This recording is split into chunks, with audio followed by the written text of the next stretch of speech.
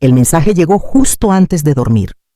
Mañana llevamos a doña Elena al centro, un brunch y unas compritas. Ven con nosotras, va a estar bonito. Mi primer instinto fue decir que no. Mi tobillo seguía hinchado por la caída de hace unos días, y solo de pensar en caminar toda la mañana ya me dolían las coyunturas. Pero dudé demasiado, y luego escuché mi propia voz en la cabeza. No seas difícil, no pongas peros. Así que respondí.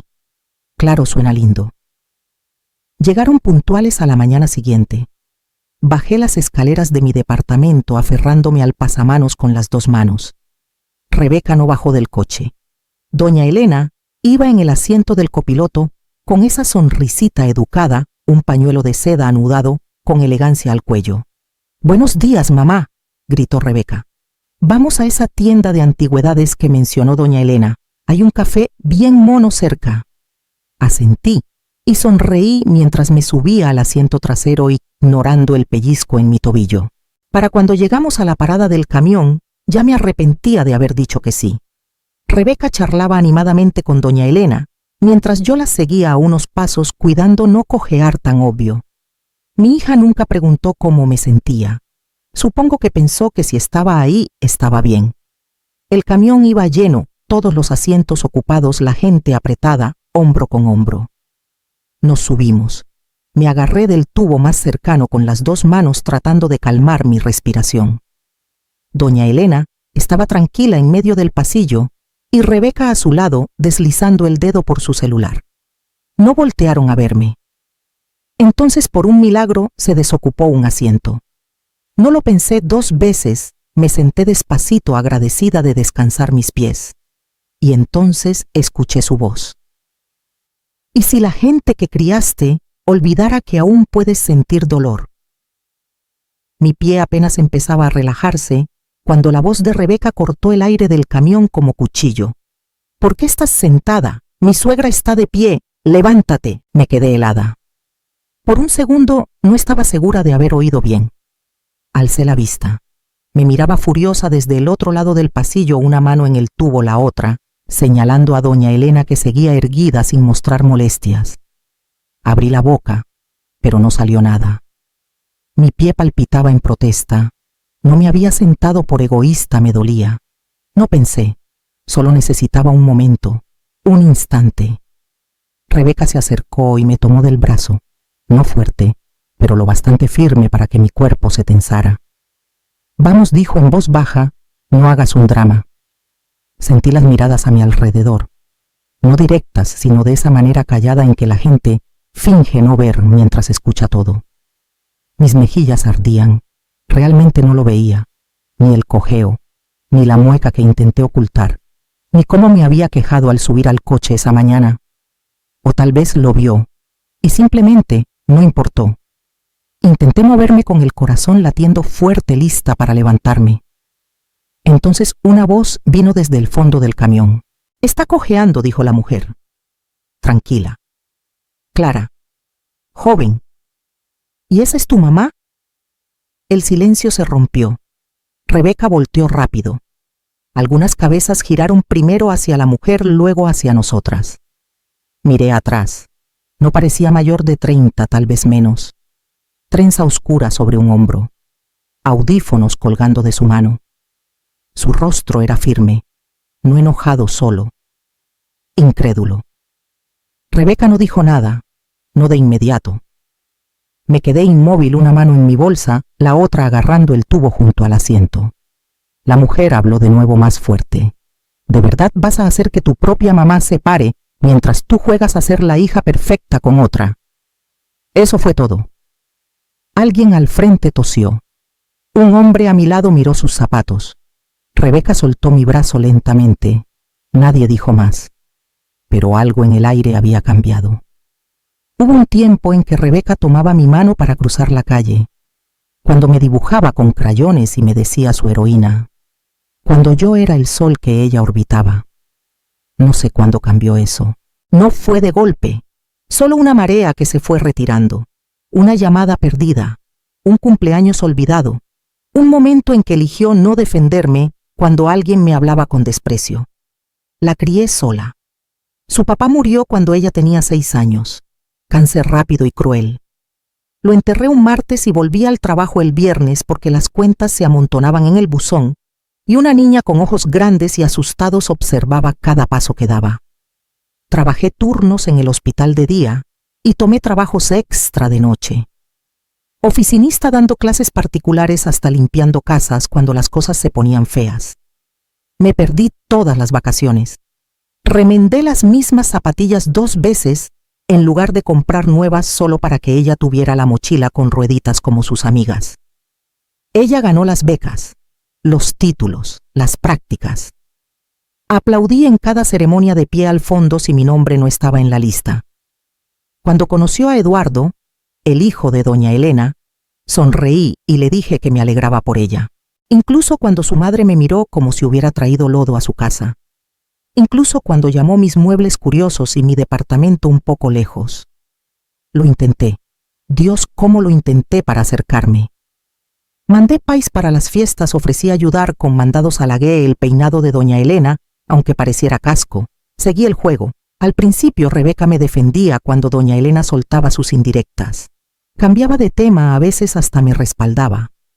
Pero poco a poco dejó de hacerlo. No solo de defenderme, dejó de verme por completo. Ahora me quedo callada escuchando cómo me corrige frente a los invitados. Ignora mis preguntas, me pasa la cuenta cuando llega. Me digo que es normal, que todas las hijas se alejan tarde o temprano, pero en el fondo me pregunto, ¿y si no se alejó? ¿Y si simplemente me superó? Las puertas del camión se abrieron en la siguiente parada y me levanté antes de que alguien más se moviera. Rebeca no dijo nada. Doña Elena seguía charlando como si no hubiera pasado nada. Nadie me siguió. Bajé al aire fresco de octubre. La banqueta se sentía dispareja bajo mis pies. Caminé hasta encontrar una banca vacía junto a una florería y me senté con un suspiro quedito. Me quité el zapato. Mi pie estaba rojo, hinchado, enojado. Lo masajeé suavemente, dejando que mis dedos aliviaran el dolor. Pero el dolor no estaba solo en mi pie. Vivía más arriba en mi pecho, donde se esconden las heridas viejas. No quería ni llorar. Eso me sorprendió. Siempre imaginé que si algo así pasaba, si Rebeca cruzaba una línea que no podía ignorar, me derrumbaría. Me desmoronaría en recuerdos y pena. Pero no había nada que desmoronar. Solo claridad. Vine hoy porque ella me lo pidió. Eso es lo que seguía dando vueltas en mi cabeza. Ella mandó el mensaje. Ella pasó por mí. Ella sabía lo de mi tobillo. Y aún así, en el momento en que me volví inconveniente, me hice invisible. Una madre debe decir que sí. Sonreír. Aguantar vara. Aunque le duelan las coyunturas, aunque no haya asientos. Aunque la hija que antes se aferraba a su mano, ahora ignore su presencia. ¿Cuándo pasó eso? ¿Cuándo ser madre se volvió ser la persona más callada en la habitación? Miré a los desconocidos pasar. Parejas jóvenes, un hombre paseando a su perro, una niña comiendo una galleta más grande que su cara. Nadie me conocía. Nadie esperaba nada de mí.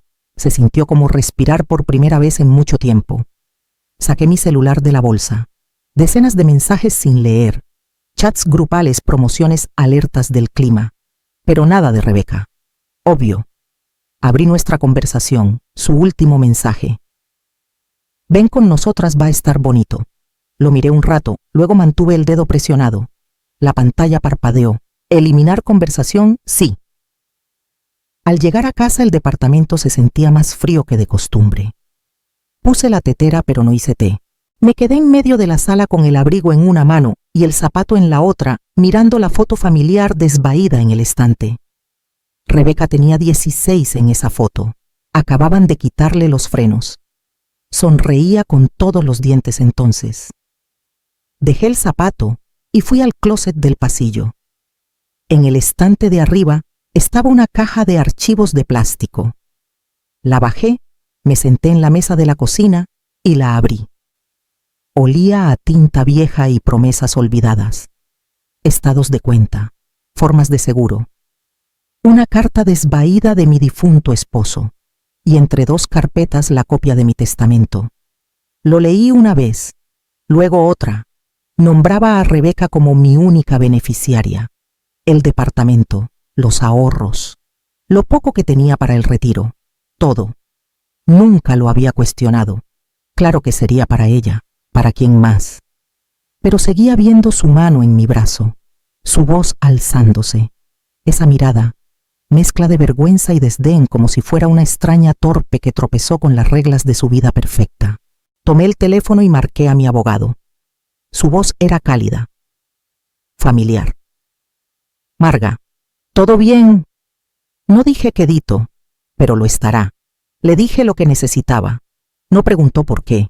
Solo dijo que prepararía los documentos y me los enviaría para firmar. ¿Quieres nombrar a otro beneficiario? Sí, dije. Hay un refugio a 2 colonias de aquí, para mujeres que salen de situaciones difíciles. Quiero que el dinero sea para ellas. Entendido. 3 días después, Rebeca recibió la notificación. No llamó ese día, ni el siguiente. Pero la tercera noche mi teléfono sonó. Su nombre en la pantalla. Dejé que vibrara una vez. 2. Luego lo puse en la mesa junto a mi taza de té intacta. Por años me pregunté si me extrañaría si desapareciera, pero tal vez lo único que extrañaría era la herencia. Era tarde cuando llamó, casi las 10. Estaba en el sofá con un libro abierto pero sin leer, en el regazo una cobija sobre las rodillas y la tele murmurando bajito. Lo esperaba como quien espera una tormenta tras un cielo quieto. Cuando mi celular se iluminó con su nombre, no sentí enojo. Sentí cansancio. Contesté al tercer timbre. Mamá. Su voz se quebró demasiado suave y familiar a la vez. Mamá, yo. No quería que saliera así. No dije nada, solo... Fue un momento. Estaba estresada. Doña Elena no paraba de decir que no podía estar de pie mucho y yo... Entré en pánico. No pensé. Por favor, créeme. Dejé que el silencio se alargara no por crueldad, sino porque necesitaba que lo sintiera. Mamá dijo de nuevo, más insegura. Hablé por fin lenta y calma. Esto no es un castigo, Rebeca. Exhaló temblorosa. Entonces, ¿qué es protección? Para mí. De mí susurró. No respondí, no hacía falta. Solo... Hizo una pausa. No quiero que estemos así. ¿Podemos vernos? Por favor. Solo hablar cara a cara. Miré por la ventana. Los faroles parpadeaban afuera. Se oía un perro ladrando a lo lejos, algo reconfortante en su constancia. No dije. Un segundo pasó. Luego otro. No repitió. No dije de nuevo, con la claridad de quien por fin conoce sus límites. Podemos hablar. Pero no en un café, no en tu casa, no con doña Elena cerca, fingiendo que no escucha. No hasta que entiendas qué fue esto en realidad. Cometí un error, dijo. Lo sé, respondí. Pero no se trata solo de un asiento en el camión, Rebeca. Es por cada vez que elegiste no verme. No sabía qué decir. Escuché el zumbido de su respiración, el peso de demasiados años cayendo de golpe. Terminé la llamada con suavidad. No necesitaba gritar. De todos modos me escuchó. Reservé el vuelo, sin decírselo a nadie, de ida a Baja California, no para siempre solo. Por ahora. No revisé precios obsesivamente. No esperé una razón. Solo lo hice como quien pone el punto final a una frase larga y errante. En la farmacia compré un champú tamaño viaje y un bálsamo labial nuevo. La cajera, una joven de ojos brillantes con una placa que decía Lupita, cobró con una sonrisa. «Qué bonita bufanda», dijo. Bajé la vista. Era la azul marino con flecos suaves. Rebeca siempre decía que se veía muy de vieja para mí. «Gracias», dije, y le devolví la sonrisa. Salí al sol de la tarde y noté algo extraño. No miré alrededor para ver si alguien había visto esa sonrisa. No necesitaba que la aprobaran para que fuera real. Simplemente era mía. En casa saqué una maleta pequeña, no la grande que usaba para visitar a la familia de Rebeca, la que siempre regresaba más vacía de lo que iba. Esta era suficiente. Empaqué despacio, sandalias, un vestido ligero que no usaba en años, un libro a medio leer, el cargador del celular, mi bufanda. Dejé el suéter que Rebeca me regaló hace 3 Navidades, el que siempre usaba por compromiso. Lo doblé y lo puse en un estante. Que se quedara. Por la noche mi casa estaba silenciosa otra vez, las ventanas entreabiertas dejando entrar la brisa, el leve olor a carne asada de algún vecino 3 pisos abajo. Herví agua para un té no por consuelo, sino porque lo quería. Eso también se sentía nuevo. En la mesita puse mi boleto y el itinerario junto a una nota que escribí para mí. Está permitido querer paz, sin pedirle permiso a nadie. Le tomé una foto, no para compartirla, solo para guardarla. Por años cargué el peso de todos, expectativas, decepciones, resentimientos callados como ladrillos en mi bolsa. Pero mañana solo cargaría una cosa, a mí misma, y eso por fin sería suficiente. El océano era más ruidoso de lo que esperaba. Rugía justo más allá de la ventana constante y seguro, como si nunca le hubieran pedido explicarse. Me senté en el pequeño escritorio de la habitación del hotel, con una taza de té de manzanilla enfriándose a mi lado. Mis sandalias estaban junto a la puerta, aún con arena. Mis pies descalzos, mi cuerpo cansado de esa manera suave y buena que sigue a una larga caminata sin planes. Abrí el cajón y encontré papelería del hotel, pesada color crema con un borde azul marino. Alicé la hoja y tomé la pluma. No planeé qué escribir. Solo empecé. Rebeca. No solo me pediste que cediera un asiento. Me pediste que dejara de ser vista. Que olvidara que sentía dolor. Que olvidara que estaba cansada. Que olvidara que era tu madre. Y que solo recordara tu actuación. Hice una pausa. Tomé un sorbo de té. No sé cuándo aprendiste a ser tan fría. Pero sí sé que pasé años enseñándote lo contrario. Que el amor es cálido, que el cuidado es suave, que las personas importan. No solo me pediste que me levantara, me pediste que olvidara que era humana. Miré la hoja. Mi mano tembló, pero no de enojo, de liberación. Luego doblé la carta por la mitad, y otra vez, y la rompí por el centro. Nadie más necesitaba leerla. Me levanté, caminé al bote de basura junto a la ventana y dejé caer los pedazos. El viento que entraba del balcón era fresco y salado, y lo dejé envolverme. Puse una mano en mi pecho, no para calmar el dolor, sino para sentir algo latiendo firme y seguro debajo. Algunas verdades no necesitan ser entregadas. Algunas sanaciones no requieren público. Apagué la luz, dejé la carta atrás, y me fui a dormir entera. A veces pienso en ella, la mujer del camión. No debía tener más de 25 años. Tal vez menos, su cabello en una trenza, su tono firme pero tranquilo, y no titubeó al hablar, no alzó la voz, no armó un escándalo. Solo dijo lo que había que decir. Está cojeando, y esa es tu mamá. Esa frase deshizo algo dentro de mí, o tal vez cosió algo de nuevo, no sé. Pero el silencio que siguió se sintió distinto al de antes. Me pregunto si ella lo supo, si notó cómo la mano de mi hija se apartó de mí, cómo el calor en mi rostro se volvió algo más frío, más estable. Me gustaría saber si me vio bajar unas paradas después y si entendió que había cambiado el rumbo de mi vida, porque lo hizo, me dio permiso, no para ser dramática ni enojarme, sino para ser real, para estar cansada, para dar un paso al frente. Hoy tomé un tranvía por la zona centro de La Paz sin rumbo fijo, solo paseando. Llevaba el vestido ligero que empacé, el que antes decía que era demasiado para mandados. Se movía con la brisa y por primera vez lo dejé. El tranvía se detuvo. Subí despacio sosteniendo el pasamanos. Estaba casi lleno, turistas de fin de semana, estudiantes. No esperaba un asiento. Pero un joven se levantó. Debía tener unos 22 años, con audífonos colgando y una cámara al cuello. Señora, dijo ofreciendo el asiento con un gesto. Dudé medio segundo. Viejos hábitos. Casi dije, no estoy bien. Pero en cambio sonreí. Gracias, dije, y me senté. Sin culpa. sin necesidad de justificarme. No parecía molesto. No hizo el gesto para que otros lo vieran. Solo lo hizo, lo que mi hija no hizo, y no esperó nada a cambio. Miré por la ventana mientras la ciudad pasaba. No hubo fanfarria, ni aplausos, pero sentí que algo regresaba a mí, y esta vez no lo devolvería. El refugio estaba justo al borde de la ciudad, entre una clínica y una lavandería desgastada. Nada lujoso, sin letreros brillantes ni jardines impecables, solo un porche ancho con pintura descascarada y una nota escrita a mano en la puerta.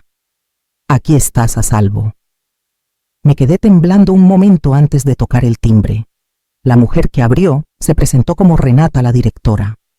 Cincuentona ojos, amables, voz sin rodeos. Me ofreció un café y un recorrido. Acepté ambos.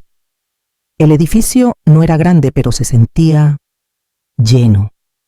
De cobijas bien dobladas, de zapatos alineados junto a la puerta, de mujeres en conversaciones quedas algunas riendo, otras solo sentadas juntas sin necesidad de hablar. Una ayudaba a otra a trenzar su cabello en la mesa del comedor. Otra leía en voz alta un libro arrugado mientras alguien pelaba zanahorias cerca. Nadie parecía rota, solo en pausa, en medio de recordar quiénes eran antes de ser reducidas. Esto fue una casa antes, dijo Renata. Todavía lo es en el fondo, solo le pusimos más camas. No preguntó por la donación de inmediato. Me mostró el jardincito trasero, pequeño con unas matas de tomate que apenas sobrevivían y una banca pintada por los niños que a veces pasaban. En la banca alguien había escrito con marcador: vuelve a empezar aunque sea poco a poco. Me senté y sentí la brisa mover las sábanas, ropa colgada. Esto no es venganza, dije al fin, más para mí. Es lo que hubiera querido. Si hubiera tenido un lugar como este. Renata no pidió detalles, solo asintió. Entonces asegurémonos que la próxima mujer que lo necesite, lo tenga. Más tarde, mientras caminaba de regreso a la calle, el viento atrapó el dobladillo de mi vestido. No lo ajusté, lo dejé moverse. Por años me preparé para dejar cosas que se cuentan. Pesos, escrituras, un nombre grabado en las expectativas de alguien. Pero esto era otra cosa. Era dejar una puerta abierta. Y la paz de saber que no tenía que cruzarla sola.